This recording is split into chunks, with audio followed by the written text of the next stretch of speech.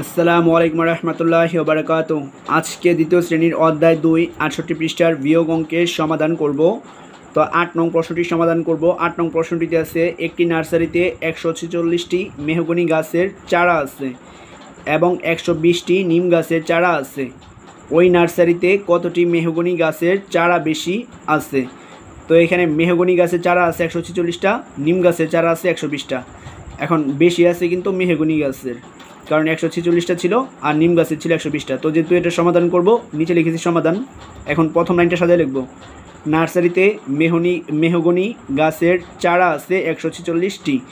তো এখানে লিখেছি নার্সারিতে মেহগনি গাছের চারা আছে 146টি। পরে ছিল নিম গাছের চারা আছে 120টি। তো নিচে লিখেছি নার্সারিতে নিম গাছের চারা আছে 120টি।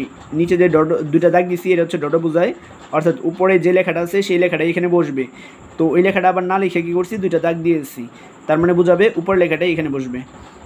তো এখানে কিন্তু যেহেতু ওই নার্সারিতে কতটি মেহগনি গাছের চারা বেশি আছে, তো এই বেশি যেটা আছে সেটা থেকে এই কমটা বাদ দিলে কিন্তু কয়টা বেশি আছে সেটা বের করতে পারবো, যে কতটি মেহগনি গাছের চারা বেশি আছে সেটা বের করতে বলছে। তো আমরা বেশিটা থেকে এই কমটা বিয়োগ করব। তো এখানে বিয়োগ চিহ্ন দিব সমানের নিচে, তারপর ব্র্যাকেট আটকে দিব, তারপর একটা দাগ দিয়া নিচে লিখব হচ্ছে ওই নার্সারিতে মেহগনি গাছের চারা বেশি আছে। তো লিখেছি ওই নার্সারিতে মেহগনি গাছের চারা বেশি আছে। এখন বিয়োগ করব, 6 থেকে 0 বিয়োগ করলে 6, 4 থেকে 2 বিয়োগ করলে 2, 1 থেকে 1 বিয়োগ করলে 0, 0 লেখার কোনো প্রয়োজন নাই, তাহলে হচ্ছে 26টি। তো উত্তর লিখব 26টি। এটাই হচ্ছে 8 নং প্রশ্নটির সমাধান। এখন 9 নং প্রশ্নটি সমাধান করব। তো 9 নং প্রশ্নটি হচ্ছে 355 থেকে কোন সংখ্যা বিয়োগ করলে 245 হবে? তো যেহেতু সমাধান করব এই জন্য লিখে নিয়েছি সমাধান। তো এখন বলছে 355 থেকে কোন সংখ্যা বিয়োগ করলে 245 হবে। তো 355 থেকে বিয়োগ করতে হবে, তো আমরা 355 লিখেছি, পরে বিয়োগ চিহ্ন দিয়েছি, যেহেতু বলেছে বিয়োগ করলে। এখন কোন সংখ্যা, তো ওই সংখ্যাটা কিন্তু জানি না যে 355 থেকে কত বিয়োগ করবো, এই জন্য খালি একটা বক্স লিখেছি, তারপরে সমান দিয়া, আর বিয়োগ করলে বিয়োগ ফলটা হবে কত, 245। তো আমরা লিখছি সমান 245। এখন এইটার মানটা অর্থাৎ খালি ঘরের মানটা পাবো কীভাবে? এই যে 355 ছিল, এই 355 থেকে যদি 245 বিয়োগ করি তাহলে কিন্তু আমরা এই খালি ঘরের মানটা পেয়ে যাব।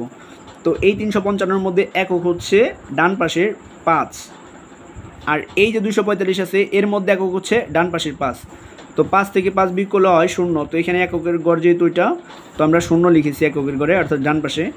তারপরে দশকের গড়ে ছিল 5, আর এখানে আছে দশকের গড়ে 4। তো 5 থেকে 4 বিয়োগ করলে হবে হচ্ছে 1। এখন শতকের গড়ে ছিল 3, এখানে শতকের গড়ে 2। তো 3 থেকে 2 বিয়োগ করলে হবে 1, অর্থাৎ 355 থেকে যদি 110 বিয়োগ করি 245 হবে। এখন এটা হয়েছে কি হয় নাই বুঝবো কীভাবে? দেখুন, এখন এই 355 থেকে 110 বিয়োগ করেন, দেখেন 245 হয়ে যাবে। 5 থেকে 0 বিয়োগ করলে 5, 5 থেকে 1 বিয়োগ করলে 4, 3 থেকে 1 বিয়োগ করলে 2। তো এটাই হচ্ছে 9 নং প্রশ্নটির সমাধান। এখন 10 নং প্রশ্নটির সমাধান করব। তো 10 নং প্রশ্নটি আছে একটি পুকুরে 200টি তেলাপিয়া মাছ ছিল এবং 165টি তেলাপিয়া মাছ বিক্রি করা হলো। পুকুরে আর কতগুলো তেলাপিয়া মাছ রইল? তো তেলাপিয়া মাছ ছিল 200টা, 165টা তেলাপিয়া মাছ বিক্রি করছে। পুকুরে কয়টা মাছ আছে তেলাপিয়া সেটা বের করতে বলছে। তো যেহেতু এটা সমাধান করতে হবে, তো লিখেছি সমাধান। এখন এখানে লিখেছি পুকুরে তেলাপিয়া মাছ ছিল 200টা। তো আমরা এখানে সাজায় লিখেছি পুকুরে তেলাপিয়া মাছ ছিল 200টি। এখন তেলাপিয়া মাছ বিক্রি করছে হচ্ছে 165টা। তো আমরা এখানে লিখেছি তেলাপিয়া মাছ বিক্রি করা হলো 165টা। এখন পুকুরে আর কতগুলো তেলাপিয়া মাছ রইল? ছিল 200টা, বিক্রি করছে 165টা। তাহলে এই যে 200টা যে ছিল, এই 200টা থেকে যদি 165টা বিয়োগ করি তাইলে কিন্তু আমরা কয়টা আছে সেটা বের করতে পারবো, আর কয়টা পুকুরে মাছ আছে। তো এই জন্য আমরা বিয়োগ চিহ্ন দিয়েছি, তারপর একটা দাগ দিয়েছি। এখন নিচে লিখেছি হচ্ছে পুকুরে আর তেলাপিয়া মাছ রইল। তো এই যে পুকুরে তেলাপিয়া মাছ রইল লাইনটা সাজায় লিখেছি। এখন হচ্ছে 200 থেকে 165টা বিয়োগ করব। তো উপরে আছে 0, এটাকে কি করব, উপরে যেহেতু ডান পাশে 0 আছে, তো বিয়োগের সময় উপরে যদি 0 থাকে সেটা আর ছোট থাকে, যেহেতু উপরের সংখ্যা 0 নিচে হচ্ছে 5, তো উপরের সংখ্যা ছোট থাকলে বিয়োগের ক্ষেত্রে সেটা 10 ধরতে হয়। তো 10 থেকে 5 বিয়োগ করলে হবে 5, যেহেতু 0 ছিল, 0 আমরা 10 ধরেছি, তো হাতে আছে 1, হাতের একটা যাবে নিচের ঘরে, 6 আর হাতের 1 হয় 7। উপরে হচ্ছে শূন্য আছে, তো এটা ছোটো, তো 10 ধরবো। 10 থেকে 7 বিয়োগ করলে হবে 3। যেহেতু শূন্যটাকে আমরা 10 ধরেছি, তো হাতে আসছে আবার 1, হাতের একটা যাবে নিচে, তো 1 আর হাতের 1 হয় 2। 2 থেকে 2 বিয়োগ করলে 0, তো শূন্যদের কোনো প্রয়োজন নাই, তো 35টি হবে। তো শেষে আমরা লিখব উত্তর 35টি। তো এটাই হচ্ছে 10 নং প্রশ্নটির সমাধান।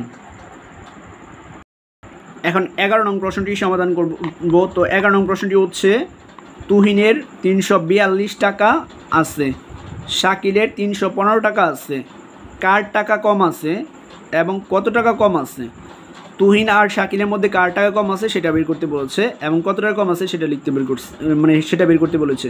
তো তুহিনের ছিল 342 আর শাকিলের ছিল 315, তার মানে তুহিনের টাকা কিন্তু বেশি আছে আর শাকিলের টাকা হচ্ছে কম আছে। যেহেতু সমাধান করব তো লিখে নিয়েছি সমাধান। তো প্রথম লাইনটা সাথে লিখব তুহিনের আছে 342 টাকা, তো আমরা এখানে তাই লিখেছি তুহিনের আছে 342 টাকা। পরে লিখব হচ্ছে শাকিলের আছে 315 টাকা, তো এখানেও তাই লেখা হয়েছে শাকিলের আছে 315 টাকা। এখন কার টাকা কম আছে আর কত টাকা কম আছে, এটা বের করতে গেলে কী করতে হবে, এই 342 থেকে যার বেশি ছিল তার থেকে যার কম ছিল সেটা বিয়োগ করব, তাইলে কত টাকা কম আছে সেটা পাবো। তো এই জন্য সমানের নিচে একটা বিয়োগ চিহ্ন দিব, তারপর ব্র্যাকেট দাঁড়কে দিব। এখন একটা দাগ দিয়া লিখবো যে শাকিলের কম আছে, কারণ আমরা জানি তুহিনের ছিল 342, শাকিলের ছিল 315, তার মানে 315 হচ্ছে কম আর 315 ছিল শাকিলের। তো লিখেছি শাকিলের কম আছে।